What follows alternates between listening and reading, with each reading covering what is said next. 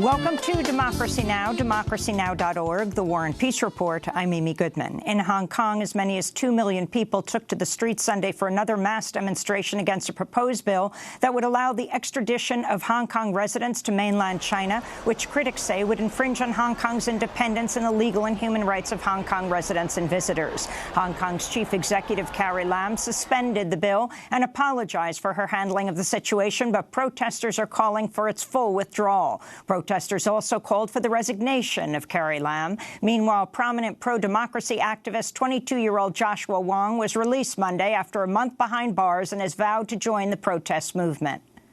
Hong Kong people will not keep silence under the suppression of President Xi and the Chief Executive Carrie Lam.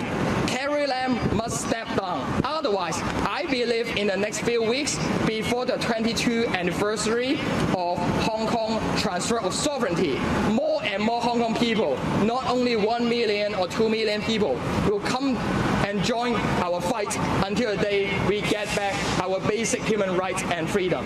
We'll have more on Hong Kong after headlines. Iran's Atomic Energy Agency has announced it's just 10 days away from exceeding the limit of enriched uranium stockpile permitted under the 2015 Iran nuclear deal. Iran started rolling back its compliance with the landmark agreement last month following the U.S. withdrawal and the reimposition of sanctions last year.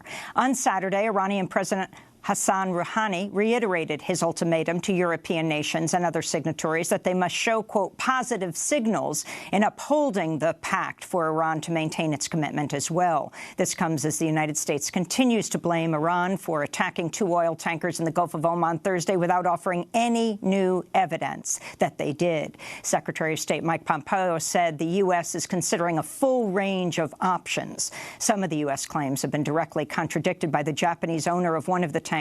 Iran has denied any involvement and accused the Trump administration of trying to sabotage diplomacy for fueling the threat of war.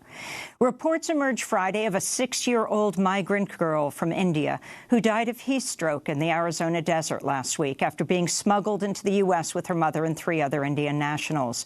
Border Patrol found the body of Gurpreet Kaur on Wednesday near Lukeville, Arizona. The temperature hovered around 108 degrees Fahrenheit that day.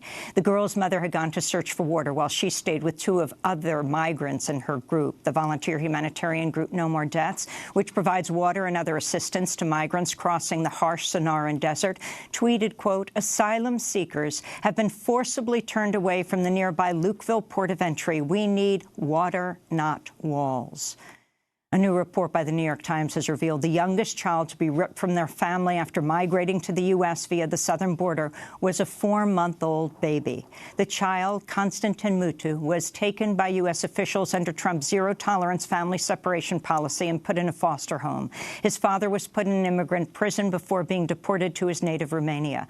Konstantin has since been reunited with his parents and has displayed signs of emotional and developmental issues. His parents say he's not walking or talking. In more immigration news, Immigration and Customs Enforcement has put 5,200 immigrants in quarantine after they were exposed to mumps or chickenpox.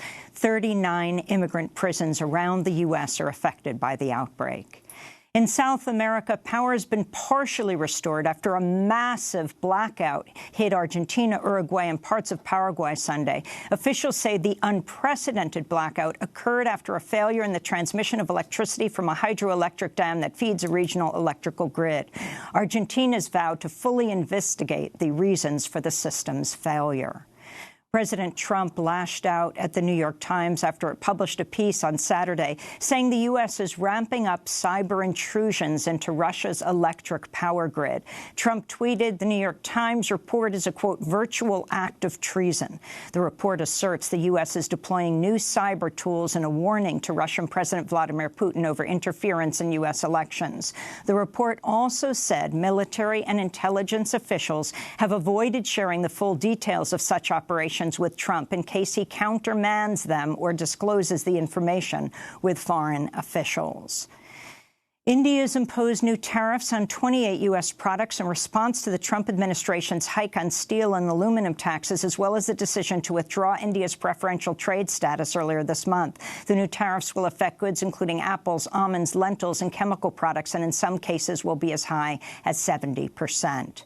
In Guatemala, voters headed to the polls Sunday in highly contested presidential and congressional elections. As votes continue to be tallied, former First Lady Sandra Torres is leading in the presidential race with around a quarter of the votes, but a runoff is expected in August between the two leading candidates. Torres has been plagued by accusations of money laundering and ties to drug traffickers. Critics have warned of widespread corruption leading up to the elections. Telma Adana, a former attorney general who helped prosecute hundreds of cases against Guatemala's political and business elite, was believed to be a favorite to win before being banned from the elections over what many believe are trumped-up allegations of embezzlement and tax fraud, which she denies. Aldana has left the country after facing death threats and a warrant for her arrest.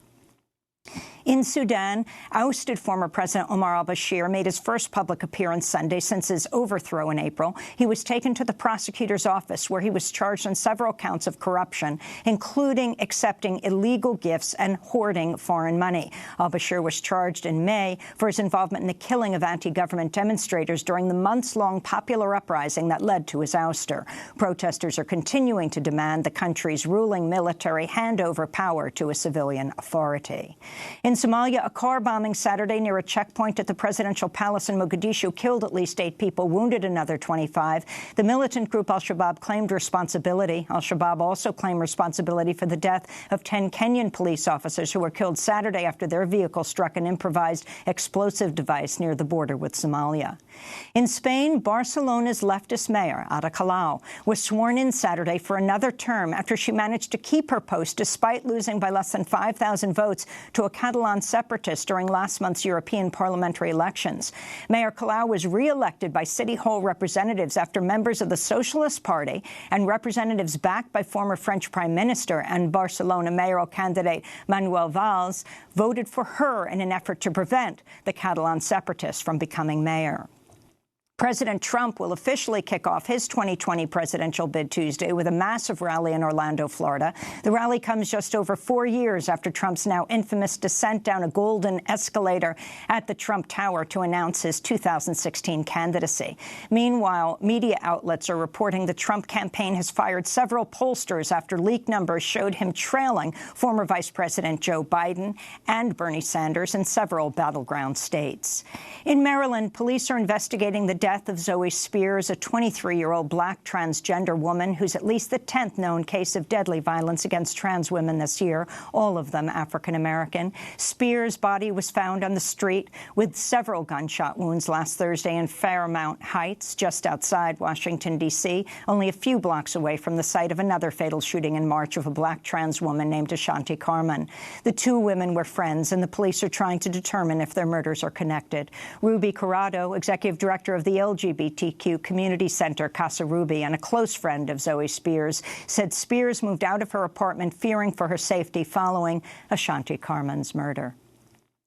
The fallout for prosecutors in the Central Park 5 case continues. Lead prosecutor Elizabeth Lederer resigned from her lecturing position at Columbia Law School after a petition started by the Black Law Students Association calling for her firing gathered over 10,000 signatures. This comes after former prosecutor Linda Fairstein was dropped by her publisher and forced to step down from several nonprofit boards as well as Vassar College's Board of Trustees due to renewed public scrutiny following the release of a Netflix series about the case, which saw 5 Harlem teenagers of color wrongfully accused and convicted for a rape in 1989. To see our hour interview with Ava DuVernay, director of When They See Us, go to our website at democracynow.org. And in Arizona, Phoenix's mayor and police chief have both apologized after a video showing officers pointing guns and yelling at a black family outside a Family Dollar store caused widespread outrage over the weekend.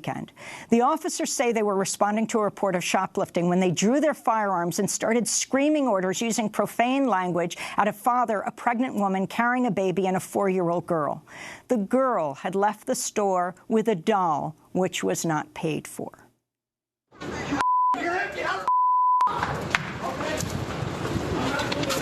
You recording it? Yeah, I'm recording it. Put your hands up. I don't give a Put your hands up. Hands up.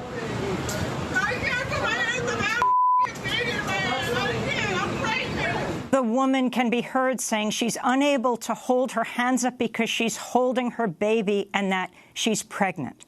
The parents say the police officers violated their civil rights and are filing a $10 million lawsuit. And those are some of the headlines. This is Democracy Now!, democracynow.org, The War and Peace Report. I'm Amy Goodman.